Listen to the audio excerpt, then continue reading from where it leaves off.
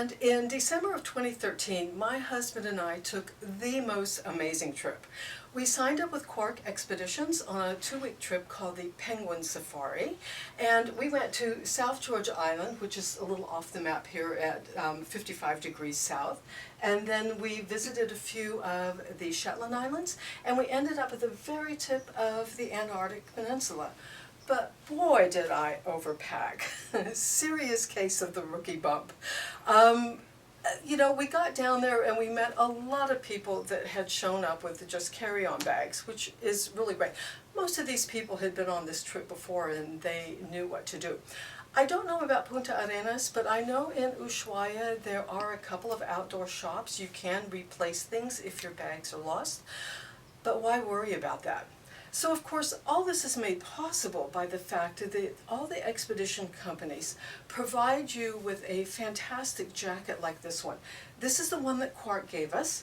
It has a really nice fleece lining that would actually zip out and can be the jacket that you would want to wear around the ship if you want to.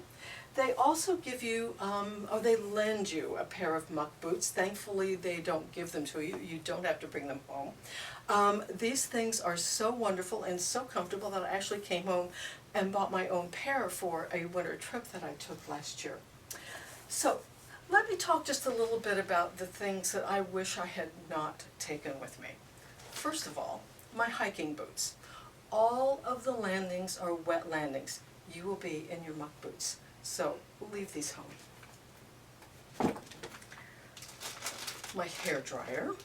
The hotel in Ushuaia and also in my cabin on the Sea Spirit, there was a hair dryer, so didn't need that. I had packed a few kind of heavy sweaters to wear around the ship, but I found out that the ship was plenty warm and I actually never wore these. I was much more comfortable in a mid to lightweight long sleeve shirt, kind of like that. So since you are carrying on and liquids are really a problem, you will be happy to know that all of the public rooms have a huge dispenser of hand sanitizer. So you might want to take just a couple of little ones to keep yourself from getting a novovirus on the flight on the way down, but leave that at home. Also, your cabin comes with a big dispenser of biodegradable soap, so you do not need your campsites. I saw the word expedition and I went and packed a bunch of food. No. You're going to gain 2 kilos on this trip anyway. Don't make it any worse. So it may be an expedition, but our chef called it a cruise. So he was actually a magician. On day 14, we still had little bits of lettuce left. It was quite amazing. The food was fantastic. All of the fish was sustainably caught. And actually, you may even want to go onto the Quark Expeditions website and check out their sustainability initiative. It's really very, very impressive. We had a coffee maker and a big glass jar of cookies that was available to us 24/7, so you will not be hungry. So, when you are packing, the most important thing is a little packet like this, which will keep your passport and your credit cards hidden under your clothes. We did have one woman who had her purse stolen in Buenos Aires with her passport in it, and that is a huge mess. You do not want to go there. So this is my favorite Briggs & Riley bag. I love Briggs & Riley. They have one of the strongest guarantees in the industry. And one of the things I really love about this bag is that it grows by a couple of inches when you come home. So you'll be able to pack this jacket. Now, this will mean that you won't be able to carry it on your way home. But you know what? That's okay. If my bag wants to spend a couple of days in Miami without me on the way home, I'm actually perfectly okay with that.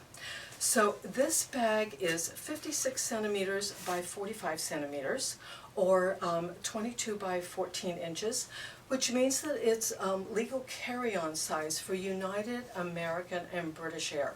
So these three carriers are a little bit generous. On top of that, they will allow you to have one small personal size, but you know, you might want to check with that on their website just before you go, because these numbers are a little bit fluid.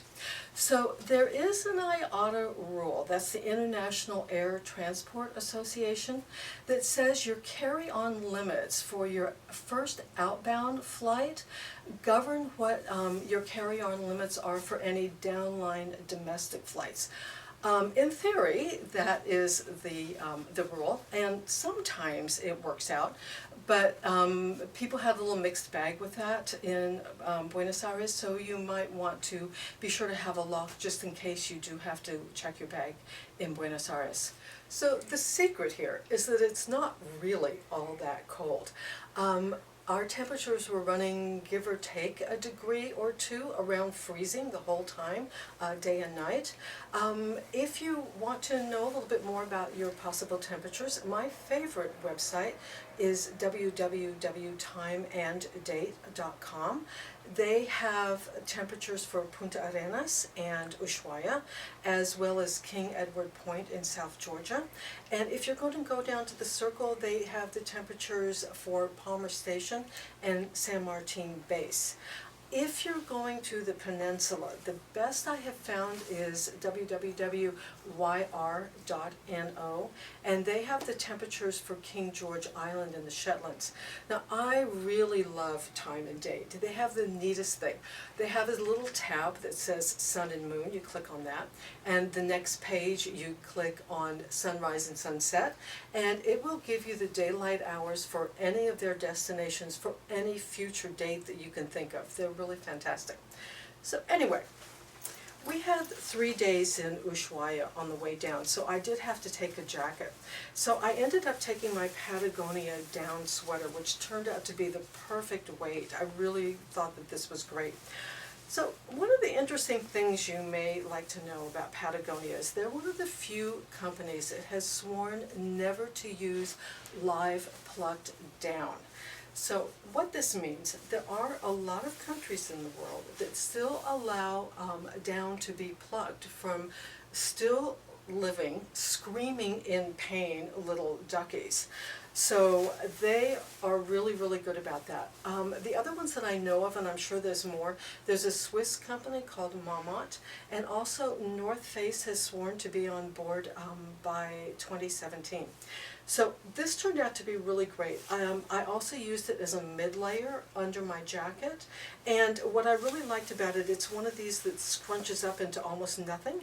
So I was able to put it in my little bag along with my camera and keep it with me at all times on the ship.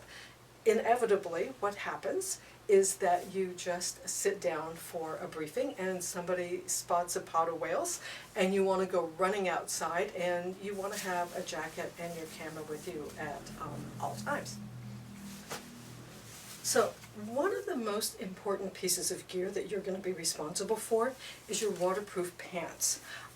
Even if you don't end up with a wave in your lap, you're going to be sitting on ice and snow and wet beaches, so don't skimp on this one. I really like these. They're lined with really lightweight fabric, so they fold down really small. They don't make any noise when I walk, and they're Helly Hansen, so they come with this little blue sign tag, which assures me that all of their materials are responsibly sourced. So, I really only needed to take one fleece. This is your basic mid-layer that you're going to be using. You know, all of these ships have really good laundry services, and even if there is an emergency and you need to wash it out, this will dry overnight because the air is so dry down there. Also, equally important is your base layer. These should be some kind of wicking material. These are by Patagonia, so they're capilene with little strips of fleece, and this is the most awesome set of base layer that I've ever had. They're really, really great. So you're going to want at least 2 pair of wool socks, and they should also come with wicking liners. You want at least 2 pair of gloves, and they should have some kind of waterproof outer shell on them. This was my biggest bugaboo, was keeping my my gloves dry. That was kind of a problem. You're going to want 1 or 2 hats, and they should fit snugly on your head. Your inner polar explorer cannot soar if the hood keeps pushing your hat into your eyes. So ditto with your sunglasses. They should also fit kind of snugly. So, by the way, if you forget to take anything, actually all of these ships have wonderful little boutiques on them. The one that Quark runs is really great. It has a lot of t-shirts and jackets and a lot of the little sundries that you may need and have forgotten. So the dress on board all of these ships is very, very casual. I'm actually calling it outdoor chic. So even for dinner, you do not really have to dress up. Anything, you know, like this, little tops, is really, really great. So I packed an extra couple of pants and another 3 shirts, and that was fine. So you should be able to use the shoes all the way through that you wore on the plane, as long as they have non-slip soles, and they should be big enough so that you can put a little sock underneath to kind of keep your foot warm. I did pack an extra pair of shoes just because they're shoes. So I was coming through customs a few years ago, and the customs agent was going through everybody's suitcase with these really grotty plastic gloves. So ever since then, I've been keeping my undies in these Eagle Creek packages. This is made of silicone and nylon, and they're really, really light. They weigh absolutely nothing, and they crush. You don't need very much. There's a really beautiful fluffy white robe in your cabin that you can use. There is a doctor and a clinic on board, so your medicine cabinet doesn't have to be as big as it would be if you're going to a developing country. By the way, if you are in that 1/3 of humanity that has problems with seasickness, you really ought to check with your doctor first. A lot of the drugs that they give you for this have some pretty serious contraindications. And one thing that apparently we found out from somebody on the ship is that the doctors don't tell you that you should never cut that little patch in half. Somebody thought they were going to use just a half a dosage, and they cut it, and that means all the medicine runs out of the cut, and you actually get a really big overdose. So this is my toiletries bag for a trip of up to 1 month. Really, really, I promise you can do it. But I know down to the last half teaspoon what I use per week, so I decant everything into really, really tiny little containers. So the only thing I can think that's a little bit out of the ordinary for Antarctica, you don't need very much sunscreen, but you need some that is really, really good, because you are going to the land of the missing ozone layer. So get a broad spectrum one that's really great. If you have extra room, I would fill it up with moisturizers and body lotions. The air is really, really dry down there. So I actually ended up using the soap that they provided in the bathrooms as shampoo, and it was great. So you should be able to leave most of your shampoo at home. Don't forget your bathing suit if you are planning on doing the polar plunge, or if you just want to hang out in the saunas like some of the rest of us. So I did say no food, but that doesn't actually include chocolate. This is very important and very handy to have on board. You will want a notebook. If your idea of good travel is learning about the world that we live in, this trip is going to be a whopper. The lectures are fabulous, and I filled up an entire notebook like this with the notes that I took out of the lectures. If you want to take any magazines with you, the expedition staff will really appreciate any that you're going to leave behind. So I work at Distant Lands Travel Bookstore, so for me, e-readers are kind of the enemy. So I do actually like real books, and I did have room for a couple of them in there. This is one of my favorites. It's Endurance by Alfred Lansing. This is a really riveting account of Shackleton's voyage. It was good reading. Also, one of my favorite books is this Race for the South Pole. So Roald Hunsford puts Scott's diaries down next to Roald Amundsen's diaries, and you can really see why Amundsen succeeded so brilliantly and Scott died so tragically. So the one guidebook that I had with me was this Bratt Antarctica Wildlife Guide, which I was really happy to have. They have a lot of great color plates. You're not going to learn as much out of this as you will learn in the briefings, but I really enjoyed having the pictures. And there's enough room down here to make notes and list sightings and that sort of thing. So let's talk about guidebooks just a little bit. If you are only going to take one guidebook, you might take a look at this Antarctica Cruising Guide. This is probably my overall favorite. It has really good information about the possible landing sites on the upper part of the peninsula. Has a really good section on wildlife. The only caveats to it are that there's no information on how to pick a particular ship that you want to take. It also doesn't have any information about the circle. And it has really just one little page on Ushuaia that was completely not helpful at all. The other guidebook that's out there is Lonely Planet. It's a little bit slim. It doesn't have any information on wildlife. It has very good information on the stops on the peninsula. And the really good thing about it is that it does cover stops down by the circle. Also has really good information on Ushuaia, but nothing on Punta Arenas. It does have good information on how to go about choosing an expedition company and a ship that you might be wanting to take. If you want to know more about this, you might go to the IATO website.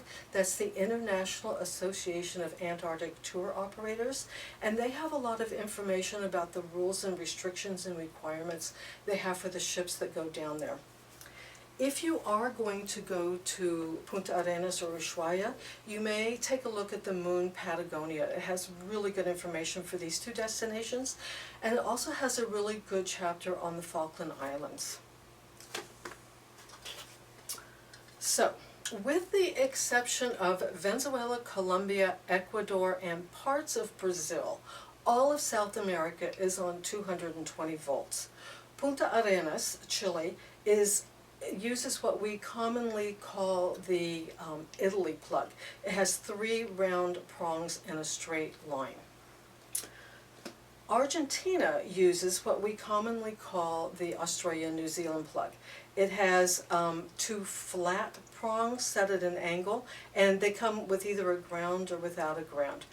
Now, the trick to this is not to get too hung up about the different numbering systems or the lettering systems that different manufacturers use for this. There is an international standard, but honestly, nobody pays any attention to that. So one other thing I wanted to mention about the books, if you are looking for some suggested reading, I do have a Tumblr site. You can go to armchair-travel and look for the little fur seal that's waiting to have his chin tickled, and I do have some reading lists there. Oh, by the way though, don't ever actually try to tickle a fur seal's chin. Even if the IATA regulations allowed it, you would probably lose a finger. So the secret to this whole system is that you have a cute little travel size camera. So for me, that makes it really kind of a dream, because I normally travel coach unless I manage to snag some extra miles. If you're going to travel business or first class, it's no problem. You will have 2 carry-ons. You'll be fine. But basically, I travel with my camera equipment, which takes up most of my carry-on. So let's talk about camera equipment for a little bit, because a lot of us are going down there to take pictures. If you are a photographer, this trip is one of the holy grail trips of the world. So you know what, just throw everything at it, it's fine. If you are going to use this as your carry-on bag, let me mention something. You probably will want to have a change of clothes in case your checked bag doesn't show up. Again, this is the Eagle Creek packet system, and this is their garment envelope, and it will keep everything nice and tidy and not let anything get wrinkled, so that's really good. The other thing I do if I'm going to check a bag is I make sure that all my electronics, my cords, and especially anything with a battery goes with me on my carry-on bag.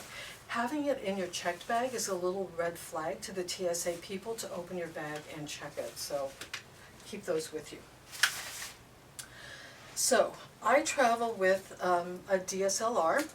I was so happy with this camera. It's a Nikon 800, D800, and it was fantastic. It's 36 megapixels, which let me have a really good crop factor. My normal lens is a 24 to 120, and that worked really great. It's an f4, and you know what? That was plenty fast enough down there. It was fine. So I also have a 70 to 200 zoom. And this was absolutely fantastic. If you do not have that 600 millimeter lens that you've been wanting, don't cry too hard. Really, the penguins walk right up to you, so you will get really great pictures. If you don't believe me, go to my Flickr account, which is at JuliaCat2, and check out. You will see lots of penguins staring me right in the eye. So one thing I didn't end up using was my teleconverter. That zoom lens is a 2.8, so I threw in my 1.7 teleconverter. But because the wind is so fierce down there, I really had a hard time hand holding anything more than 200 millimeters anyway. So unless you're going to take a tripod, you might want to just kind of forget about that. Even when I was sitting down and putting my elbows on my knees, I still had trouble holding the camera steady. So we didn't have any rain, but we had at least a little bit of snow every day. So having some sort of a cover is really, really important. I couldn't find one at the camera store that allowed me to get my hands up under it and still get my eye up against the viewfinder. So I just cut up the bottom of a dry sack and put some elastic in and put some Velcro up here to close with, and honestly it worked really, really well. If you are used to going to the internet to get your camera manual, make sure that it's downloaded before you go. All of these ships do have Wi-Fi, but it's usually a little bit cumbersome and it's slow, so make sure that you do have it handy. I was extra nervous, and maybe I'm a little paranoid, but besides keeping it in my fairly waterproof backpack, I kept everything in this Alaka sack. That's the name of the company that makes them.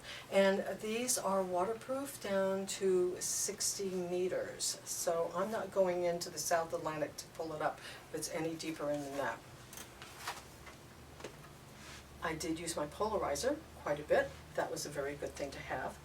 I also used my split neutral density a couple of times. We were fairly cloudy, but if you're going to have bright sunny days, this would be a really good thing to have. Definitely have an extra battery because the cold drains the battery really, really quickly. So I did not have my little GPS device on this last trip, but when I go back and cross the circle in 2017, this thing is going to be so much fun.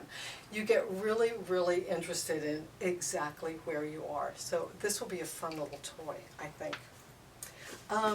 If you're going to take videos, be sure to have an external mic, and it should also have that little fluffy thing with the tragic name of Dead Kitty. The wind ruined almost all of my videos because I didn't have an external mic.